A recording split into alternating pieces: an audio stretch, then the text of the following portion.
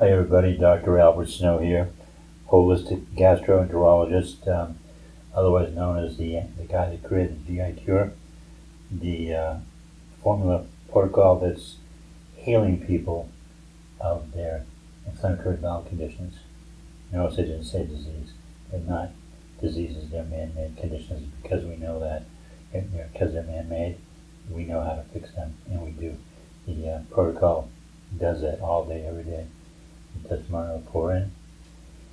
Today I want to do another category that we created is of the clips is things you never heard before. Those are things that I made up, I developed, I created that are valid healing protocols, and I invented them, meaning that no one else ever said this before. A lot of things I say are like that, meaning that I created my own system. Way back, I started seeing this tremendous flow of people coming in that had inflammatory bowel conditions, and people didn't realize that nobody knew what they were.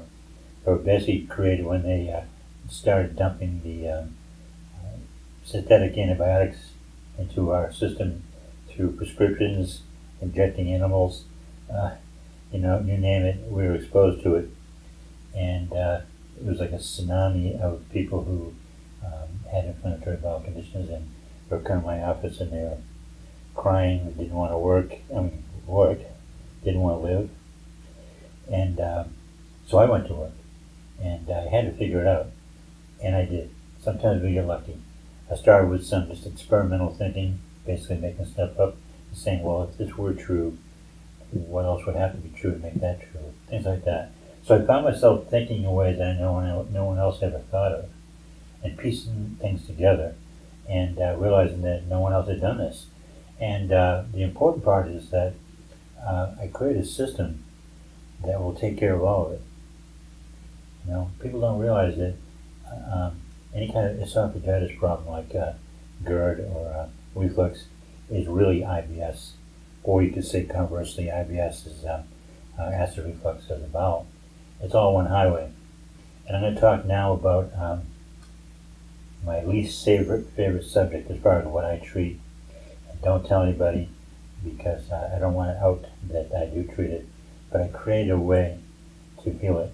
And it's just that the problem sometimes can cause a lot of stress trying to get the last 5% of this condition, any of them, acid reflux and GERD, Barrett syndrome, heartburn, they'll call it, all those conditions. Basically what a hiatal hernia is, can explain that. Sometimes they require extra tweaking. You get 95% healed real quick, everybody's thrilled, and I won't let my patients go with any symptoms at all. Oftentimes it's as simple as clearing the throat, maybe it's a habit. But here we go. How do we fix the acid reflux type syndromes? Well, normally, you take a capsule or a pill to fix lower GI issues, probiotics, colostrum, and things like that, in a pill form. But there's a problem with that. If your problem is in the esophagus, in the pill form, they pass right through the esophagus on their way to the stomach and bowel. And the poor esophagus is saying, what about me? And until I invented this, there wasn't even any, and it is still the only way to heal inflammatory esophagitis. And you can also have silent reflexes where people don't realize it, but they're being scorched, and we don't know, at least I don't know why they don't feel it. But we talked the other day about if you have acid reflux, terrible pain all of a sudden out of the blue, and you're not doing anything to make this happen. No pain, all of a sudden there's a zero, went quiet. That's not necessarily a good sign, because that means you could have a scar tissue built up that is blocking the acid from making contact with the nerve tissue. So if that happens out of the blue and you're not doing it like my protocol, you better go see the doctor for an endoscopy. Might not be what I've said, but it could be. And if it's fresh scar tissue, which means it's not really consolidated, we can oftentimes get rid of that. So, acid reflux. You feel it burning up in the chest. Doctor tells you you have GERD, which is it's another advanced form of that. Barrett syndrome, which is the ultimate in terms of what you want to avoid, we can take care of all that. It's all the same formula. It's all the same formula, the same formula as the GI Cure protocol. It is in the GI Cure protocol, one formulation that you stretch into individual cases. Every single person I treat does my protocol, but they do it in an individualistic way, where they're given a solution that's never been created before, until we create it for you. Because I take what I have, what I know, and then all I do is I stretch it into the shape you need, and it works. Esophagitis is IBS, meaning it's a tube going up to the ceiling, and then the colon is a tube going down, pipe going down to the floor. When we draw a picture, it's the top piece of paper, the bottom of the piece of paper, circles in the middle. So picture that, circle in the middle of paper, chimney going up, pipe going down. The pipe going down is the intestine, chimney going up is the esophagus. It's all the same plumbing. The circle too. On the inner rim of the circle and the inner rim of those two pipes is very tender skin, should never be exposed. Should always be covered by something called the mucosalani. And if you listen to my podcasts or read the blog posts, Facebook pages, you'll see that I use that term a lot. It's key. It's the key. It's why you have esophagitis, etc. So I talked about this before, but I want to emphasize that it's not futility. You're going to feel futility unless you do this protocol. Then you're going to see, your eyes are going to light up that when you get the results. So what we have is an esophagus that's inflamed.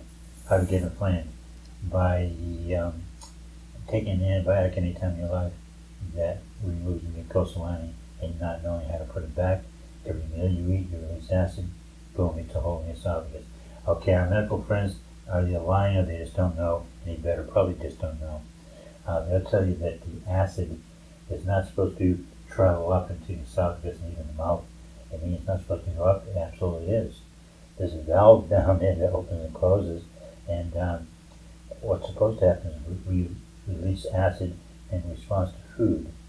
And when food passes through the throat and the esophagus, it leaves a residue that can rot, that can contain bacteria or yeast. You need that acid up there as a part of your immune system.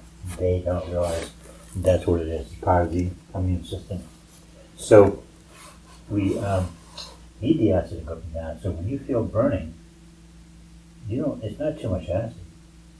It's too little protective coating, meaning not enough mucosalani, because the antibiotic, which as far as I know, is the only drug that takes some of your anatomy with it. You know when you get a doggy bag in a restaurant, okay? The doggy bag here is it takes some of your mucosalani with it. And if you don't know how to grow it back, then you're going to have this problem. Lack of the mucosalani, allowing the acid to be through. IBS, colitis, Crohn's, gastritis, esophagitis, they're all the same highway. There's no difference in what the cause is and what's going on. There's a different, slight twist on what's different for the heartburn. We always take probiotics and we take colostrum with it. Colostrum is a missing element, by the way, so please pay attention. We take those two, and we take something like amino acid, L-glutamine, something like that, and we take maybe slippery elm or any of those ones that marshmallow root. They help facilitate the transference from nutrients to flesh. So we take a pill of everything. Glutamine, all that, goes down to the gut, heals the gut. The esophagus says, well, wait about me, and they're helping me if it slides through and doesn't open up till further down the GI tract. And so what do we do for that? Well, again, I was sitting around and hearing a lot of people say, nothing's helping my acid reflux, nothing. So I said, I got to invent something, I got to think about it. And then it reminded me, I said, you know what? It's the same everywhere. It's the same problem, same protocol. It's the delivery that's different on this one. With a upper GI problem, where the pills and such pass through, you need to take things in liquid form. Liquid probiotic. There's your first thing you get. Also known as liquid liquid acidophilus or liquid probiotic. The two names it goes by.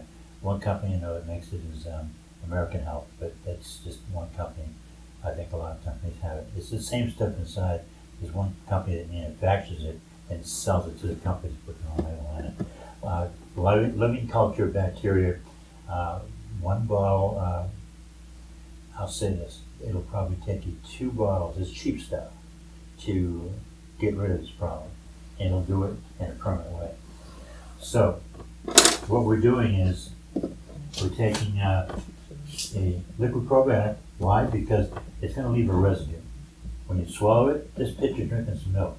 There might be temporarily a little residue left over that is if it's milk, it's going to eventually go away. If it's liquid probiotic, it's going to stick. So instead of a capsule passing through and not contributing anything, the liquid is the residue that's going to stick, but it's only going to stick under one condition. You always have to take the colostrum.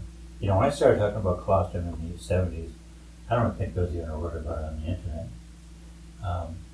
And I was picking up from sources in Germany pieces of information, and when I talked to them, they didn't have it all together.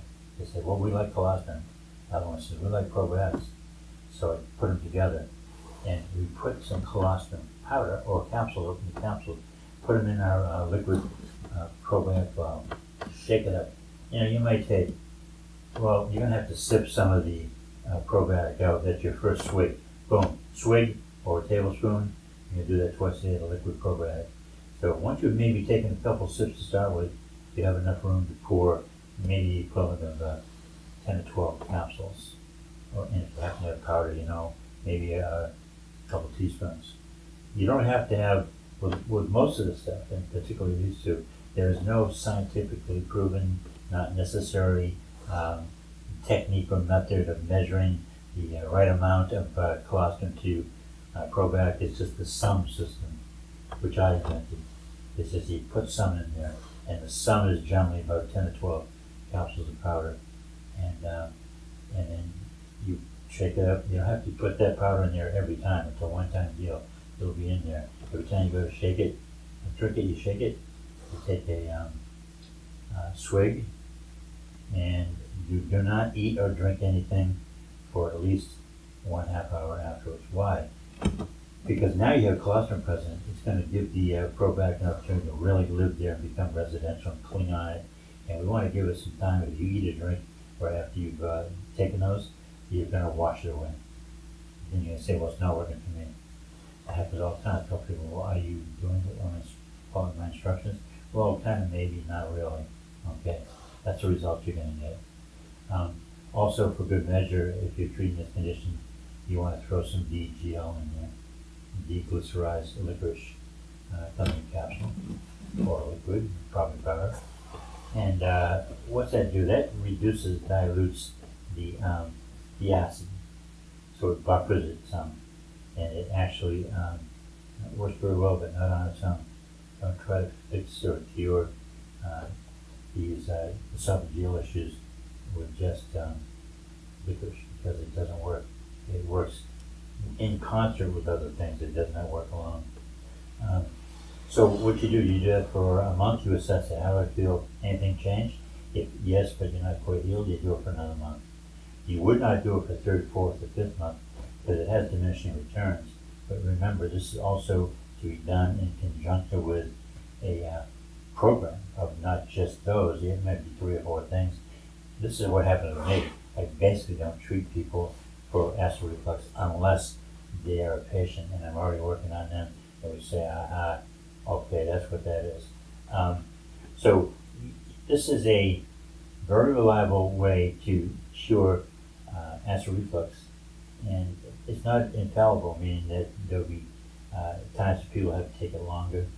But 2, maximum 3 months, you're going to get all you're going to get out of it. And the other parts of the protocol are going to actually contribute to the healing. So right now, if you were to take these supplements and get some results, and then maybe it starts to stall, we then provide you with some other support. What we do with supplements is that we're just always looking for improvement. I can't stand stagnation, certainly not going backwards. And I'm looking for you to improve. And so that's why I have people contact me when I'm treating them every 3, 4, 5 days of them.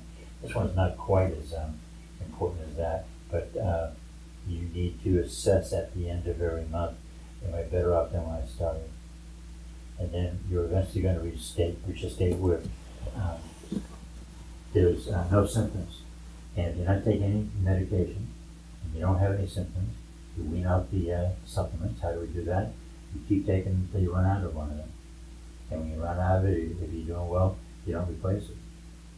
And once you've completed the use of the supplements and weaned off of them, and you don't have any symptoms and you're not taking drugs, you're healed. The definition of healed is no symptoms, no needed, required dietary considerations, nothing. You're just healed. So that's what we're aiming for. Keep an eye on those symptoms, and good luck. It's not a complicated process, and it works about 80% of the time without DGL. And if you have a problem and you're still not healed and you're doing great but just not quite healed, you add L-glutamine. You can put it right in the liquid probiotic. And then we have another secret. Just remembered, I told someone about this the other day. Colloidal silver. You put, it comes on eye drops. Put an eye drop full in some water. And it could be, again, this is a homeopathic remedy. It could be any dose. You put a teaspoon, half a teaspoon in enough water to drink. It doesn't have to be 8 ounces, 10 ounces, 12 ounces. Just another water to take 2 or 3 sips and gargle with it. I should say mouthful, gargle with it. And push it in your mouth, swallow it. That's going to clear the way if there's anywhere you go in the body, there's bacteria. Good bacteria, bad bacteria.